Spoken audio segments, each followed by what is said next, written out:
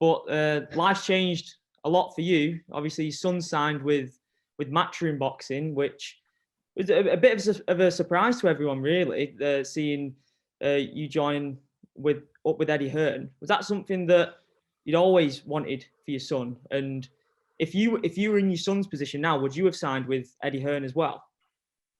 No, I just obviously it's for my son, and I want him to have the best opportunity ever. And I do a lot of work with Frank Warren, and I have done a lot of work, and I'll still do a lot of work in the future with Frank. It's like that, and Frank feel very, very proud at the deal that Frank offered Campbell, but.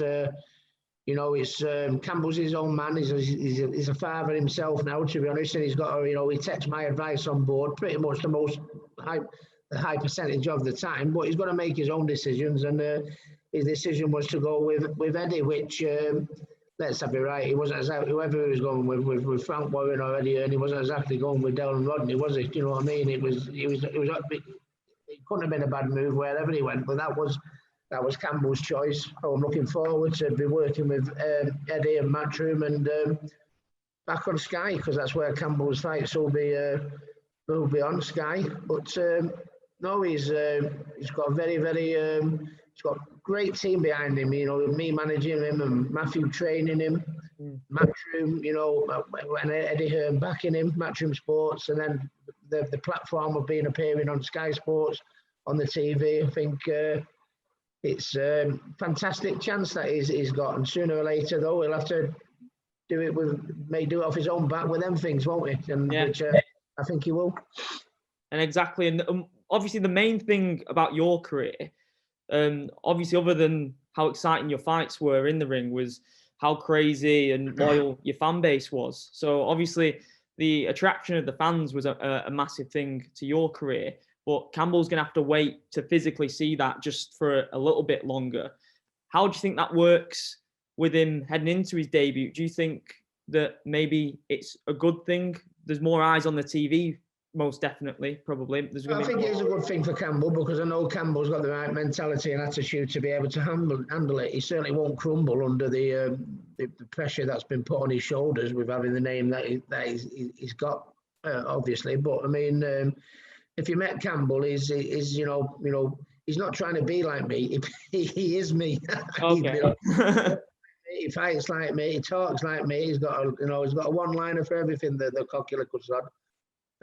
But no, and the minute fans see him fight, they'll love his style. The minute they see him do an interview, they'll love his attitude, because that's the way me and his man brought him up. To be big, confident but humble, and proud of your roots, like we have been from Manchester, and I think that's my job as a manager, to obviously manage him and tell him how he should be acting and everything like that. But he doesn't need much. He doesn't need much coaching, because he's like me anyway. You know what I mean? And all I've got to do is say, listen, that blue moon, when you come out to it, son, you won't believe, people will be just in the bar. The minute they hear it, they'll think, oh, another Hatton's on, you know what I mean? It'll be that thing. And I think he has his own little things he wants to do and his own little plans. But I think in the gist, he's got to beat the drum, regarding Manchester. That's where my face come from. Initially was from the hometown, which I love.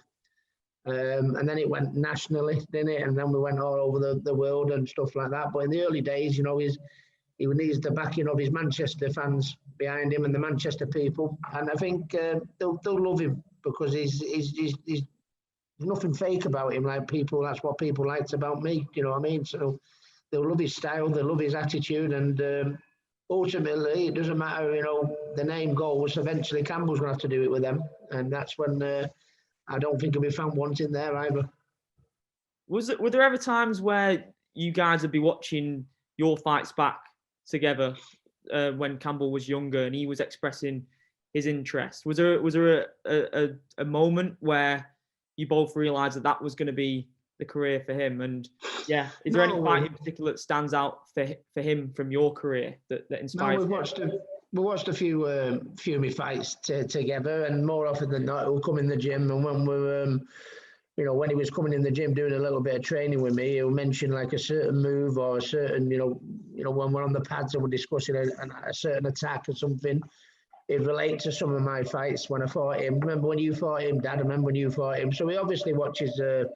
He's watched me fights over the years, but he's studied all the great fighters. I mean, I never thought he was going to get into boxing at first. He did it totally off his own back, with no prompting from myself. And once he did start getting the gloves on and started getting going, it's it's a dangerous sport, but it's a very addictive sport. I mean, once you take to it, I mean, it's like a drug in many ways. You know what I mean? It's because it's you in there one-on-one on your own, innit? And you get all the, to have your hand raised in that boxing ring, you know what I mean?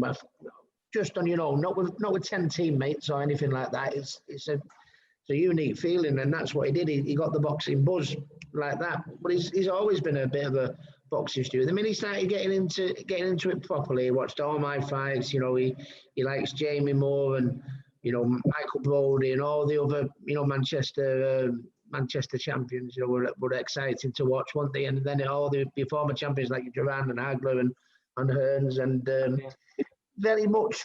He's a little bit of a later starter to what I was, but he's absolutely like me. He's dedicated. He gives it everything to send. He watches all the fight videos. He's never scared of asking, and doesn't matter about the name. He's got the right attitude. I think he's got the talent to go with it, and I think the personality where his fan base should be bigger than mine, really, if he can do it in the ring, because social media wasn't available when I was coming through, and nobody knew Ricky Hatton when Ricky Hatton turned professional at 18, but they know Campbell Hatton.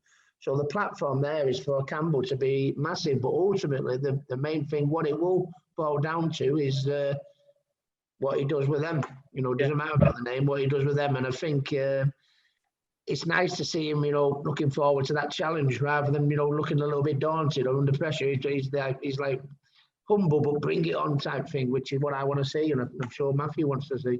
Exactly. And I'm sure, these unique circumstances after last year, everyone's had a lot of time to not just plan for the future, but to reflect as well. Have there been a few moments where you've been looking back at your career with a big smile on your face, thinking about all those moments? Because when it's happening, obviously you're not taking things in as much, are you? And then you've been so busy afterwards that life's not really stopped. Has it been nice in some ways to look back on your career at those moments? Well, I had some very, very, difficult times, which, obviously,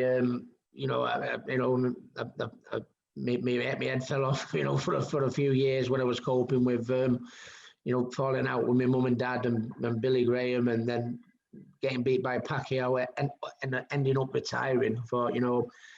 It was a very, very, bad time for me. But now when I see Campbell coming through and I can put my tapes in front of him and say, look, son, look at that, look at that move, or look at this attack. It's a few years ago, the Pacquiao fight and the Mayweather fights, I couldn't bear to watch it because I was embarrassed about getting defeated. People would say, well, why should you be embarrassed about getting beat by Mayweather and Pacquiao? But I did, in my heart, So I mean, but now in years gone by, as I'm 42 now, and I'm looking back, and Campbell's starting his career, I look back at all my moments, good or bad in my life, and wouldn't change any for them. And I can look at them all in pride. And I think going into, I think being a good boxing coach, I think is because I'm a boxing trainer now. I don't train Campbell. Campbell's trained by Matthew, but I mean, I think it's very important. I think the bad things that happened to me in my life, because I think you've not just got to you work every day of your working life with your boxers. So it's it's one thing you teach them about everything through boxing. But I think you've got to be a father figure in many ways, because doesn't matter how good a lad is in the gym. If his life is terrible outside the gym, then I'm not going to get the best of him in the gym. So it's a double-edged sword. And because for my sins, I mean, I know any of my boxers, if they want to ask me what they can do right in boxing and what they can do wrong in life, I know I've got an answer, because I went through a period where I did both. And it's a very nice position to be in. I wasn't proud of the things that happened to me. I was a very, very poorly person a few years ago, but I'm able to use them things to my advantage now. Doing the mental health stuff, what I do, and I'm an ambassador for mental health as well now, and using my my dark moments when I struggled, where somebody else might be in the same position as me. Now I'm trying to help and help people such as that. Life. I mean, I'd love to turn the clock back and bring back the days of me raising my world title up in front of 40,000 fans and that. But I mean, if I'm brutally honest, Ricky Hatton's never been in a better place now. Because of coming out to the end, if you like, and seeing my son progress, and my granddaughter Lila, and my kids Millie and Fern, seeing them progress. It's a wonderful time for Ricky Hatton at the minute. And obviously, you've been doing some punditry as well for DAZN. What was that like? Was it for the Luke Campbell fight that's just gone? Was that the one that you was? Yeah, the Luke Campbell fight, Ryan Garcia. It was good. I enjoyed it because it went across a big fight. Garcia is the next biggest name one of the biggest names in boxing coming through. Luke Campbell was a very tough opponent for him. I thought Luke might have had half a chance, actually. I thought they might have bit off a little bit more than they could chew with Garcia, but fair play, he did the job, and Luke did as proud of his performance. But I really enjoyed it. He went across to the United States, and obviously it's in the UK, and it's a great channel we've got added to the job that they do with Sky Sports and BT, and Mick Hennessy does Channel 5, doesn't he? And now we've got this, the DAZN where fight fans.